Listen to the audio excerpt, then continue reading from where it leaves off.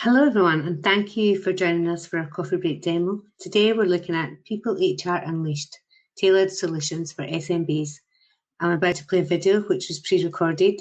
Please ask any questions using the Ask the Speaker tab and we'll contact you afterwards. Thank you.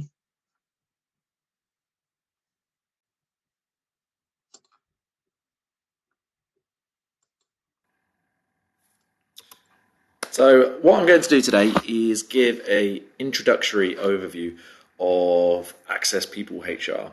What I'll do is show a bit on the employee self-service, showing what staff will be able to see and do in the tool. And then I'll also show some reports, so from a HR level, how the HR data and other areas can be reported on when required. So from a employee point of view, this is an example of what the front page can look like. So I say an example because firstly, this can be rebranded. So very much having your own colours, logo and what have you, as well as also the boxes that you can see on the screen.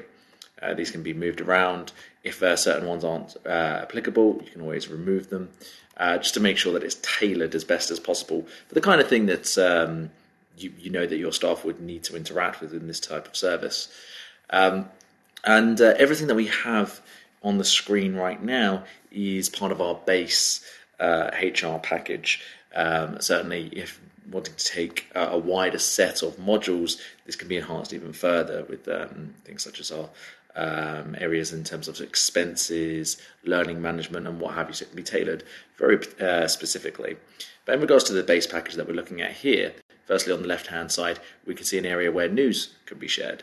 And this can be shared in bulk across all teams, or it can be tailored by team, specified built communities, whatever it may be, just to make sure that the news that is getting shared is applicable to the audience that is going to be going out to. And that could be done by department, by hierarchy, however you wish to create that. And so effectively, this can be a communications tool. However, as I mentioned, if that kind of thing is already managed elsewhere or you just don't need that here, that type of feature could always be removed. Something else put it in its place. As I say, it is about making sure that you as an individual are able to tailor this to how your staff would like to digest it. And based on that as well, we have these quick links here.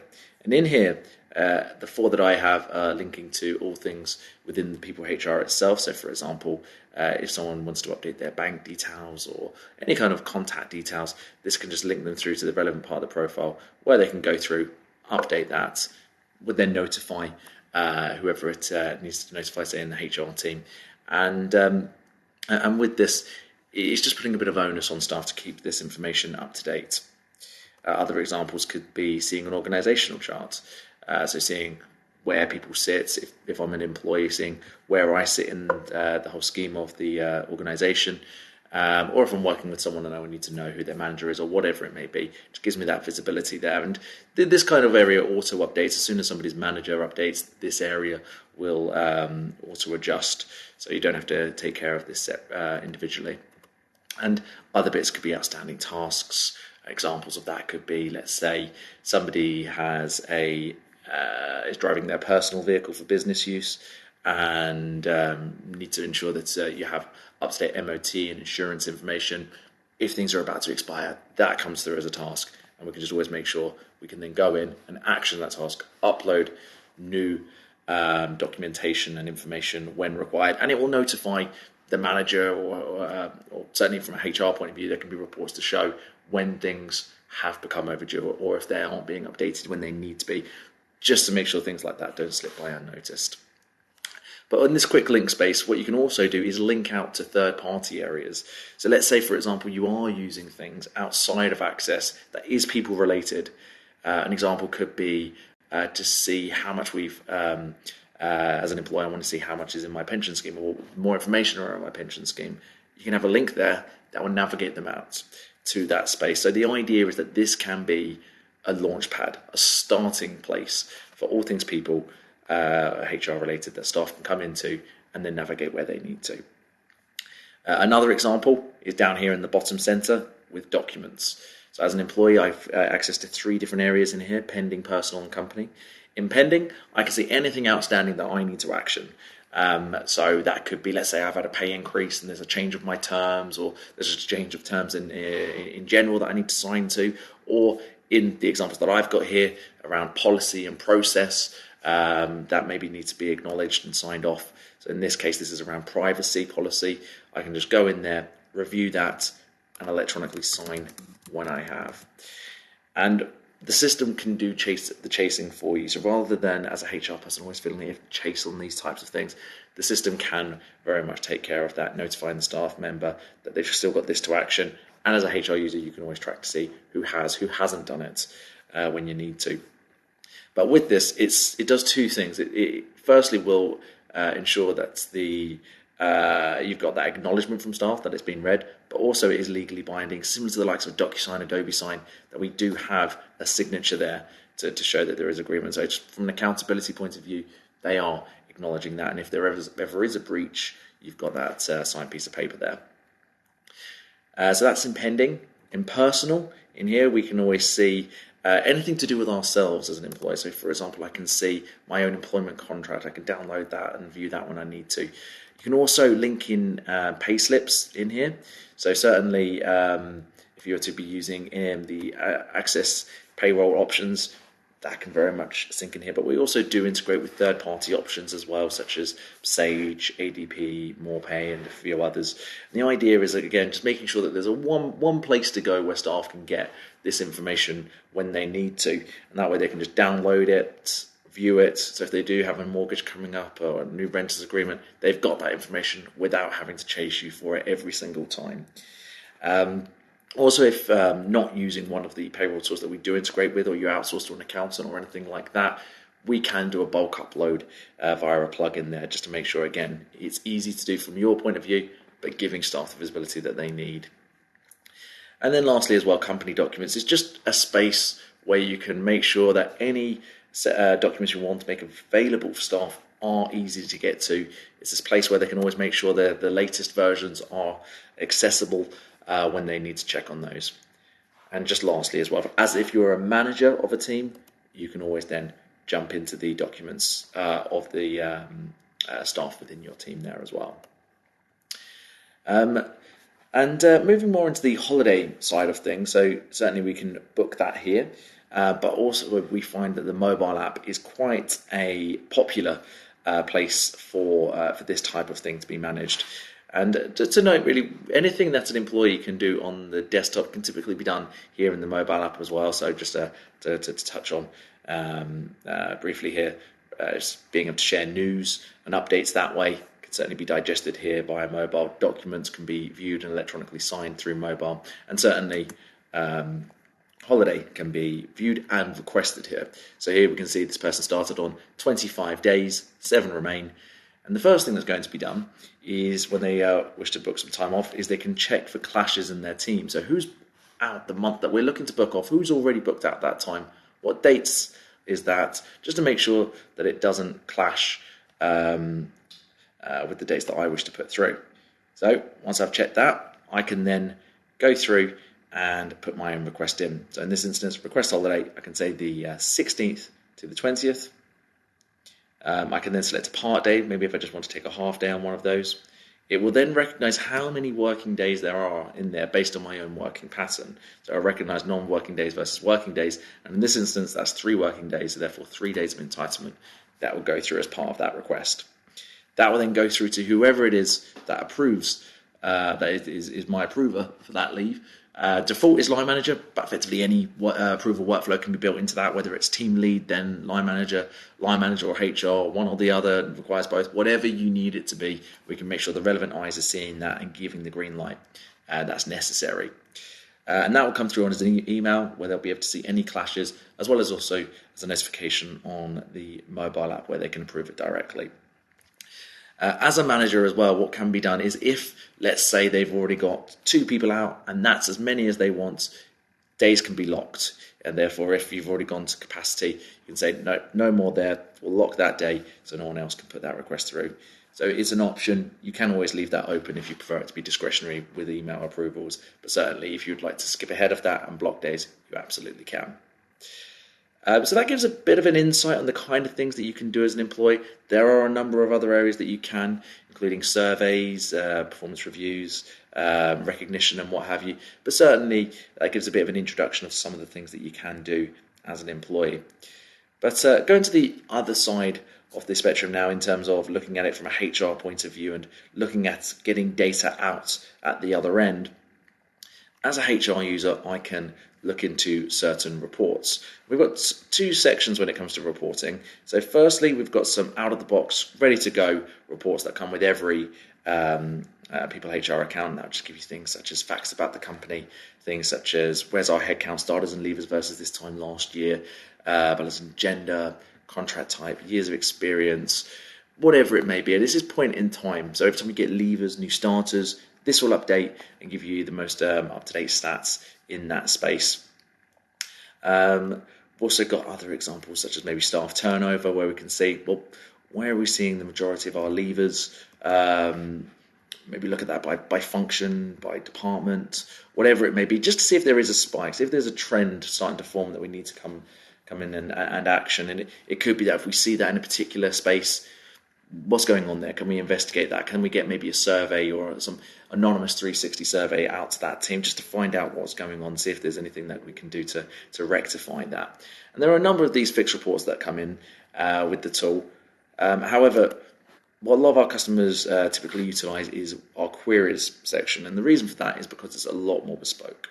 It's an area that can be utilized to create the kinds of reports that you need. So rather than us dictating, here are some reports, these can be helpful, you can define, well, actually, what I need to look at, what I need to analyze and have visibility of is A, B, and C. And therefore, giving you that autonomy to create those types of reports in there. And just to jump into the example builder here you can see we've got tick boxes of every field, and it is every field. So whether it's fields that come with PeopleHR as standard, or if you've created any custom fields that you like to keep on top of, things that are more particular to your own business that are quite key to track, that can be in here as well. So let's say, for example, I wanted to see first name, last name, gender, location, department. Then maybe I want to cross-reference that with salary details. I'll just click that on the side there, and that gives me the options around pay. So I can say, okay, I want to see salary amount, what perks are in place, such as bonuses and commission and what have you, and then what's the amount of that perk. So I can look at those kind of bits of information there and create that in my report. And once a report has been created once, it doesn't need to be created a second time. It's just the one time, and then that will go into the list and can be revisited whenever needed. And so I've created that report myself in the past. It's just in my list here. You can see I've created quite a few in my account. So if I just go into salary overview report, I can then view the information that I've got there. So I can see all those different fields in regards to the pay information. So once I've had a look at that, let's say I want to filter it.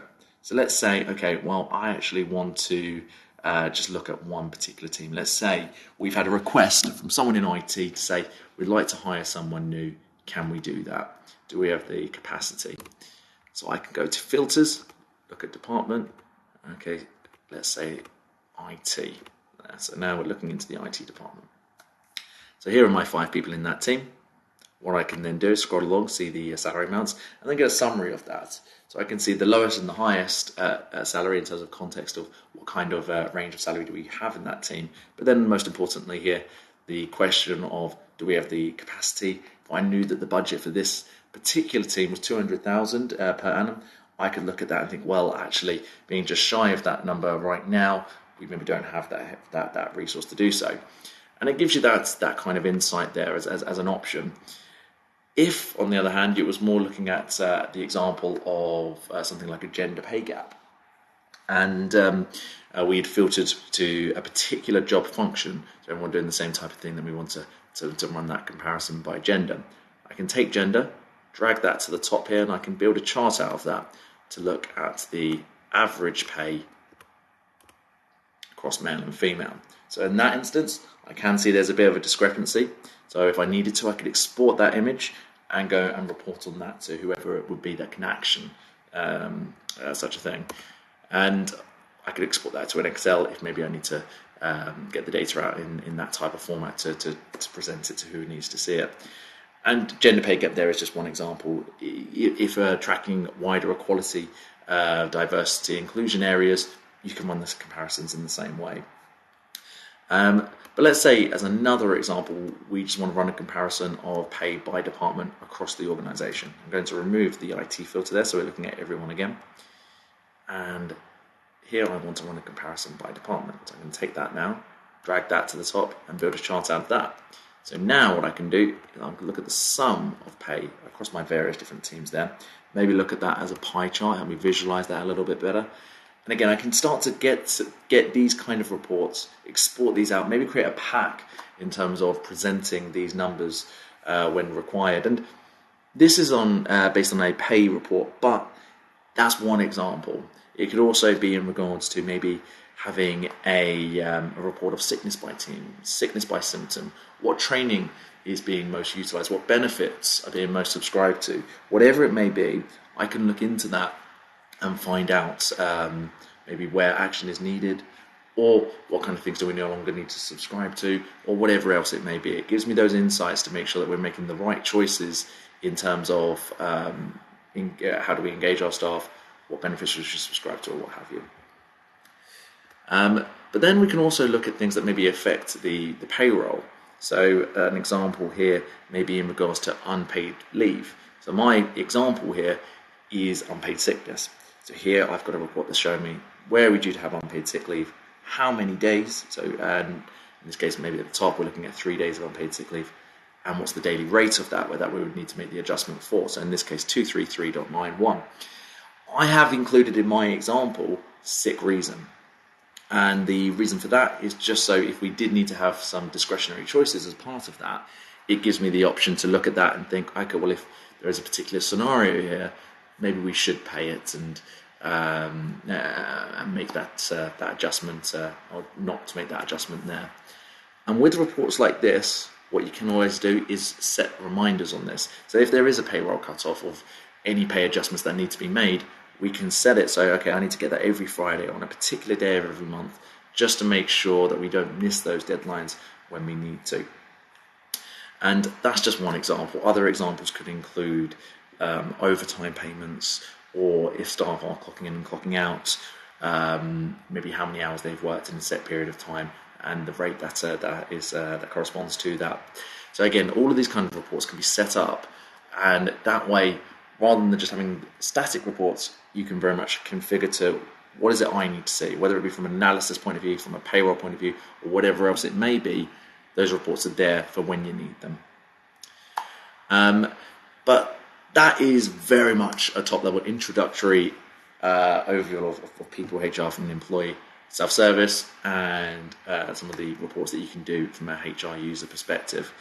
However, just to give you a bit of a snapshot of where you can go with the Access People Solutions Suite, what we've been speaking about today is very much in the base package, and those are just some of the top-level areas of the base package. But you can also see on the right-hand side here, we do have a much wider selection of areas that you can utilize. And with a lot of our customers, it may well be that the base package plus one or two of those are what are needed right now, or in some cases, the base package is what is needed. But what we always want to make sure of is that there is that future-proofing. So it might be that there are 2 or 3 areas that are required right now, but in 2-3 years' time, there may have been some growth, there may have been some changes, and all of a sudden, these other areas are required. And rather than having to go back to the market and start that search again, having to go through a long buying process and decision process, and having to then implement another system, this basically gives you that future-proofing. It means that rather than having to do that, you can just come here and say, okay, well, actually now we could do with some expense management. It's starting to spike. Let's maybe look at that and then get that bolted onto our existing account. It means that you haven't go through the implementation yourselves, but also the adoption of staff. If all staff are very happy with what they're using, rather than having to take them away from that, we can just add in an element when it is required.